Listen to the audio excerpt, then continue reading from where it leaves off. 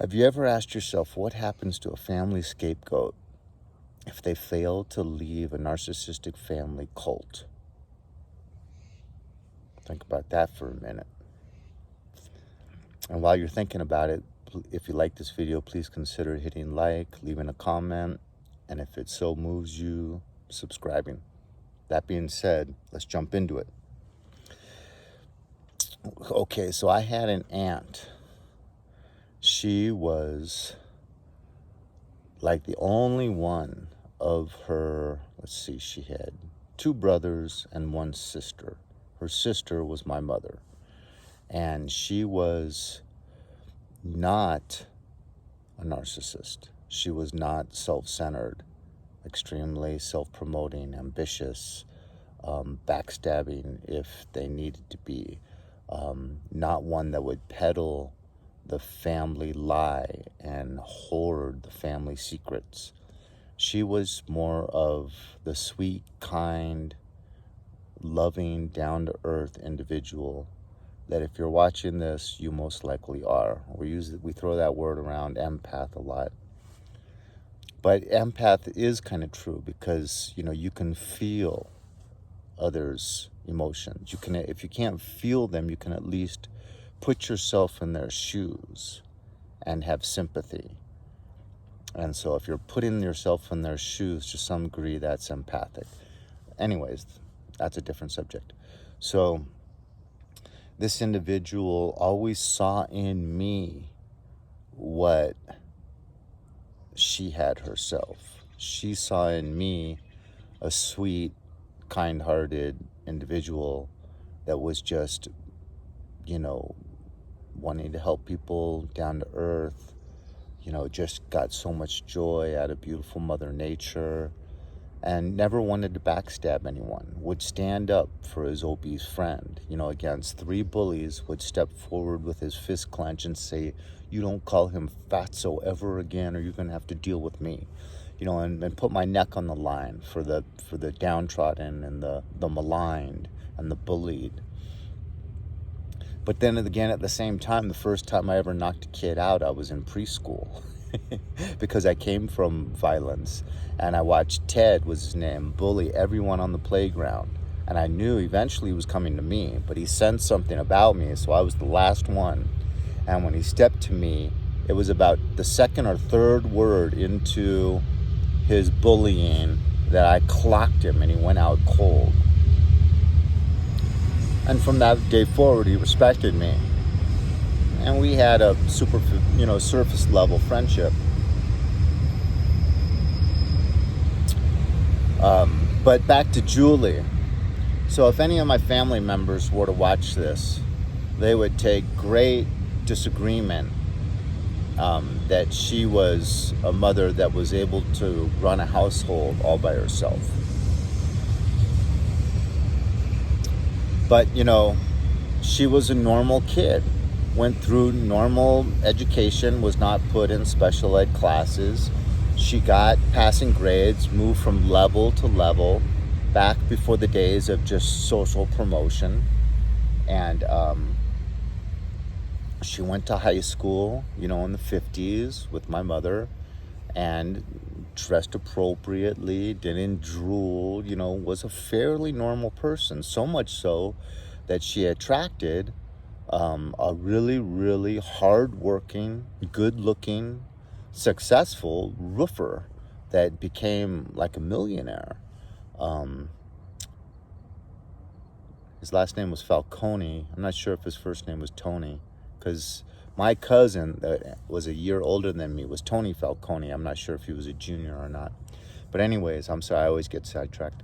So, but he was abusive, and he beat her, and so on and so forth. So she ended up separating with 3 kids that were quite young, my cousin Tony and his 2 sisters. And I used to go, I don't know what it was with my mom, but she insisted upon driving me to any house that could have me and drop me off. Now, I found out later that my mother used to have escapades, wink, wink, with different people. So maybe that was part of the reason why I was always for the weekend dropped off at different cousins' houses. But this is one of the like 5 of cousins' houses that I would get dropped off for the weekend. And, she put dinner on the table. The house was well kept. It wasn't a mess. And she had a job. And she dealt with her ex-husband appropriately. And I used to always ask my mom, how did Julie, the woman that ran a family household by herself, kept the place clean, had expectations of her children. So my family would say, hey, she had escapades. She did this or that and the other thing. Okay, I'll grant you that. But she was also this family scapegoat. And I myself was addicted to marijuana for 40 years. I mean, psychological addiction, but still, it's hard to be the family's emotional waste bin, So I would make excuses for that behavior of hers. That being said, I would ask my mom, how did she go from this independent person running a household with 3 young children that used to come visit our house too? Usually when she'd come visit with us, she would just come hang out for a good 5 or 6 hours. But she drove all the way there to West Los Angeles from like western part of the valley, like Westlake. And she maintained a driver's license. She followed all the rules to be able to maintain a driver's license. She was functioning in society. How did she go from this person, mom, to someone that's diagnosed mentally retarded? She was not mentally retarded. And my mom would mainly just try to poo-poo it, but then would try to say, well, she was, but she was just still able to get by. She was able to function to a level that she was able to get by. And I always didn't really agree with that answer. Because especially once I became a school psychologist, we assess kids and we label kids mentally retarded. And that's like below the IQ score of 70. That's below 2 standard deviations. That's pretty far. That's down at like the 2nd percentile, 3rd percentile of intelligence.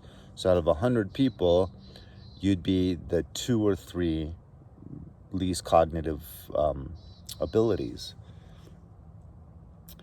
And she then also started becoming very paranoid, to where she thought everyone was conspiring against her.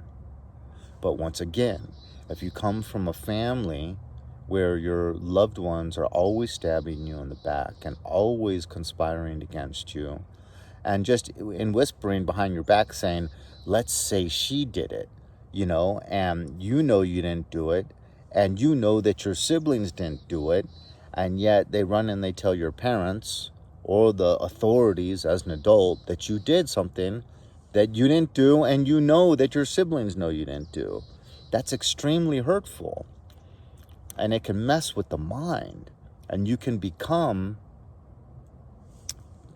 paranoid schizophrenic from abuse.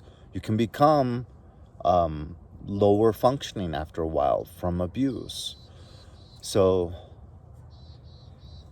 it's extremely difficult to leave. So anyone that's watching this that did what I did, it took me until I was age 55 before I left.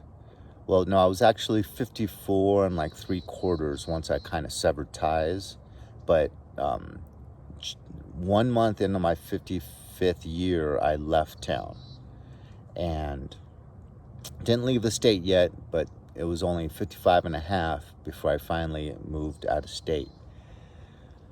Because, once you get away and you sever ties, you see much more clearly how bad the abuse was. And all the memories of the abuse come flooding to the forefront of the mind. And it's like God's hand is at work in you, letting you know this is appropriate. This is what I want you to do. And it would be too painful to have to run into them at the grocery store or the supermarket or gas station. And so a lot of times it really is best to move out of state. California is a big state, you know, and we were in Southern California. So, I mean, moving to just the northern end of California would be good enough. So it doesn't have to be out of state, but you want to get at least several hundred miles away. So, you know, I feel bad for Julie. She was a sweetheart. And it was only like maybe 8 years ago, probably even less, a little bit less, that she came over to a family celebration. And one of my family members, a grown man that I won't say who he is to me, but he's a relative and he's a grown person, successful businessman, was running around behind her back as she was getting a tour of the household, mocking her. Whatever she said, he would mock it and say it like more with weird body language and weird facial expressions. This is a grown man.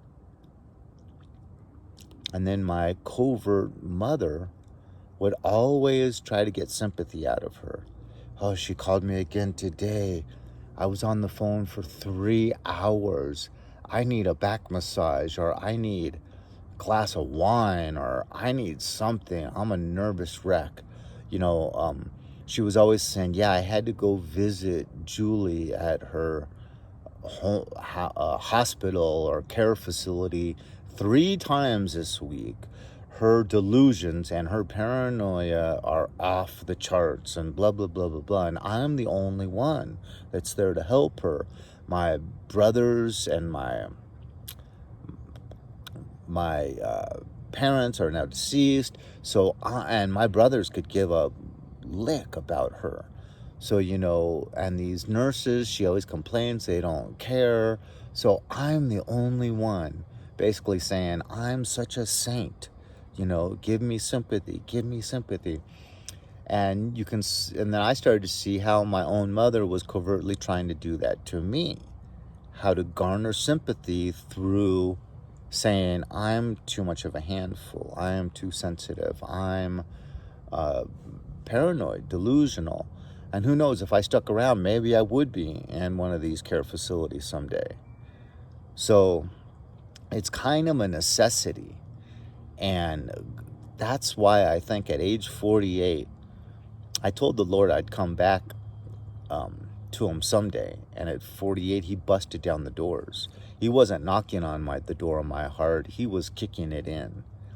And I had no choice but to start praying and reading the Bible, because in a kind, loving way, because he's a gentleman. But he was just loving on me so much.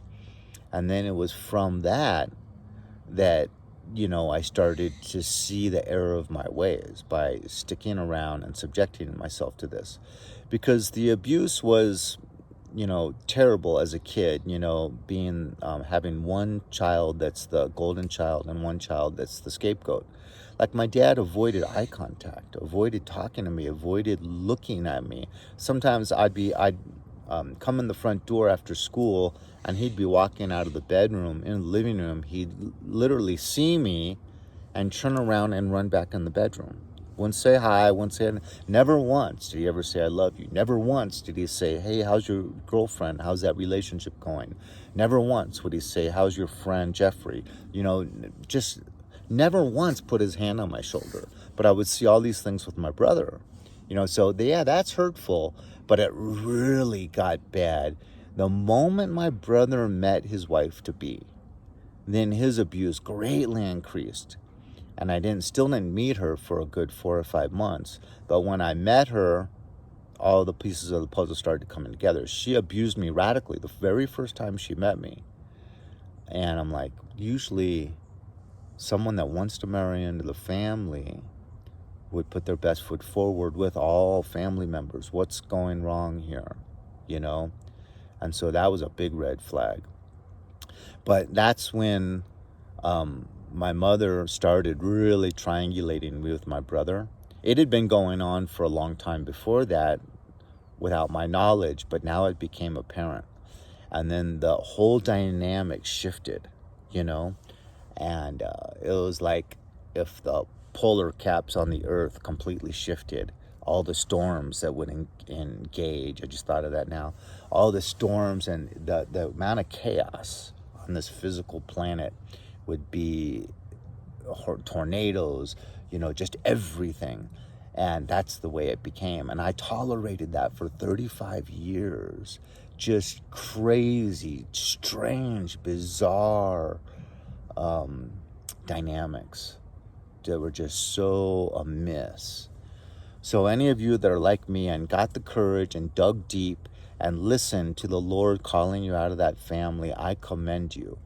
You have survived probably the hardest thing, other than like physical torture, that there is that you can go through on the face of the planet. Psychologically, because that's your identity. You know, you're literally like pulling your teeth out one at a time, you know, and becoming like a homeless bum. I did go homeless for 6 months, but it was by choice. But it's like uprooting your identity, because that's like your job and your family is like your whole identity, you know, other than your hobbies, but that's to much lesser degree. But here comes another train. I love you. I hope you found this interesting. And just be thankful, scapegoats, that you got out. Be thankful that you beat feet and did not look in your rearview mirror.